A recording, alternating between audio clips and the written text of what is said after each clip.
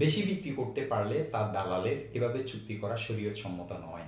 কেননা এতে দালালরা বিক্রয় প্রতিনিধি, আর বিক্রয় প্রতিনিধির পারিশ্রমিক নির্ধারিত হওয়া জরুরি। এক্ষেত্রে পারিশ্রমিক নির্ধারিত হয় না। দ্বিতীয়ত, এভাবে চুক্তি করার কারণে প্রতিনিধির জমির স্বাভাবিক মূল্য থেকে অনেক বেশি মূল্যে বিক্রি করার প্রয়াস পায়, ফলে অনেক ক্ষেত্রে ক্রেতাগণ বেশি মূল্য দিয়ে ক্ষতিগ্রস্ত হন। আর মধ্যস্থভোগীর অবাধ সুযোগ ও হস্তক্ষেপের মাধ্যমে পণ্যের মূল্য বাড়িয়ে বাজারকে প্রভাবিত করা শরীয়ত সম্মত নয়। তাই এমন চুক্তি করা থেকে বিরত থাকা আবশ্যক। এক্ষেত্রে সঠিক পদ্ধতি হলো প্রতিনিধি নিযুক্ত করার সময় পারিশ্রমিক নির্ধারিত করে নেওয়া। যেমন জমি বিক্রি করে দিলে কাঠা বা শতাংশ প্রতি মধ্যস্থতাকারীকে কত টাকা দেওয়া হবে বা সে কত টাকা পাবে, এটা শুরুতেই বলে দেওয়া।